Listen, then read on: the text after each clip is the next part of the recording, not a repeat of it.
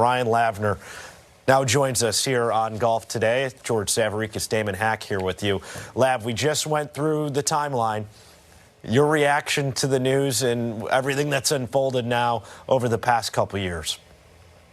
I mean, guys, it's just amazing about face for the PGA Tour with both legacy and leverage seeming to carry the day. I think I'm struck most by how secretive this deal was. I mean, no player I've talked to, no agent I've talked to on either side knew that this was going down. And so that is certainly striking on this day. I also think about the future and fortunes that could be infused here with PGA Tour players. Like, we're talking billions of dollars, plural.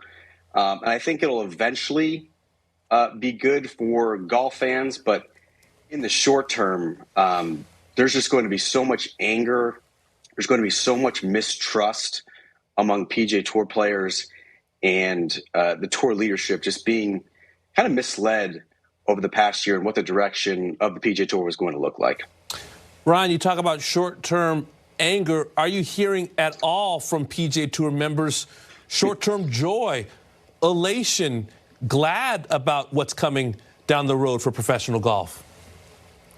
Haven't heard that yet. I'm sure they will in due course. And look, the player meeting at 4 p.m. Eastern time, I'm sure Jay Monahan and the rest of the PGA Tour leadership is going to do a very good job of laying out what the future of the PGA Tour looks like. And right now, guys, I think it's important to remember we just have the framework of this agreement. We don't have all of the details about what it's going to look like. I do anticipate if Jay Monahan and the other tour leaders don't have at least a semblance of what that framework and what those details are going to look like in the future, I think that's only going to grow the level of resentment, bitterness, mistrust, anger that they're feeling. Again, I think long-term PGA Tour players are going to benefit significantly from this, as I do think golf fans. Right now, the lack of communication for what was supposed to be a player-run organization is kind of striking at the moment. Ryan, I talked with a couple players last year on the PGA Tour, and this was, call it, July of 22, and they thought long-term the resolution ultimately would be a merger, that would be the best tactical stance for the PGA Tour to take. And you're out there week to week, and you talk with players in practice rounds or inside the ropes, and it was kind of a mixed bag of if they wanted the PGA Tour to sync up with LIV, or if they wanted to take that really hard-line stance where LIV is a competing entity that we want nothing to do with, and we're going to try and ensure that their viability is not predicated around our players playing on both tours. What do you think the overall public sentiment or the overall sentiment will be among PGA Tour players? If you said one side positive, one side negative, would you go 50-50, 75-25? How would you square it? Well, I think you have to break it into certain sectors. I think PGA Tour players have benefited massively from this division in the game. I think that's indisputable at this point. Obviously, the LIV players with their guaranteed contracts were paid handsomely, but so is the PGA Tour players. They've rolled out this designated event model. They're richer than they ever have been in their PGA Tour careers. What that's going to look like in the future, you would think, with the PIF now investment in the PGA Tour model and this new for-profit entity, is going to just increase that exponentially. So, what is interesting to me is trying to understand why the PGA Tour would do this at this moment. I think by any measure, the designated event model on the PGA Tour has been a resounding success. I don't think that is arguable at this point. You have players who are happy, PGA Tour leadership, we've heard endlessly from them how happy they are. The ratings are up. I think fans are really enjoying seeing the best players together more often. And on the counter side, you had LIV Golf, which is really struggling to gain traction in the U.S. They've got to shut off the rating system. I think they were validated somewhat with the performances by the LIV players, the Masters, as well as Brooks kept winning the PGA Championship. But why now for the PGA Tour? Why would you make this decision now? If you're going down this separate path, and by all accounts, things seem to be going well, did sponsors balk at kind of hiking the prices for the purses?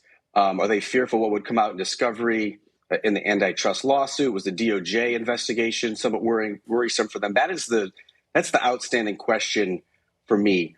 Why now? Why would the PGA Tour reverse course on June 6th, when by all accounts the designated event model and the PGA Tour players are profiting as handsomely as they ever have? And Ryan, I think you have to follow the financials. How viable economically was that designated event model going forward? Was that a short-term blimp to be a counteraction to what LIV Golf was doing, or did they really think that LIV Golf was a viable competitor for not just 1, 2, 3, maybe 5, 10 years plus going forward? And if you were having a shortfall from what sponsors were willing to pay on the PGA Tour for purses to what you had then allocated for these designated events, reserves may have been a bit thinner than the general public thought for them to make a move that is this seismic going forward.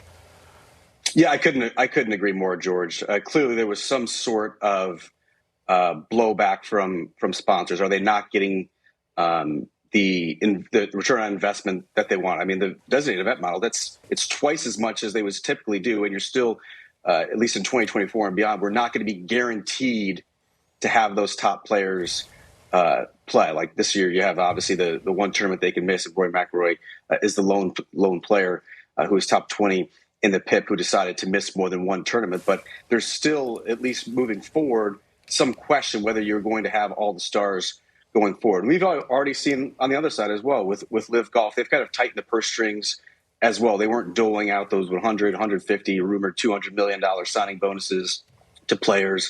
They've had some of the cutbacks in terms of their expenditures on the LIV side as well. And so that's why I do think once you get past this short-term anger, resentment, mistrust, I do see a benefit long-term in combining forces in making what should be a very powerful kind of global world league that I think would benefit not just the players, but golf fans and sports fans as well.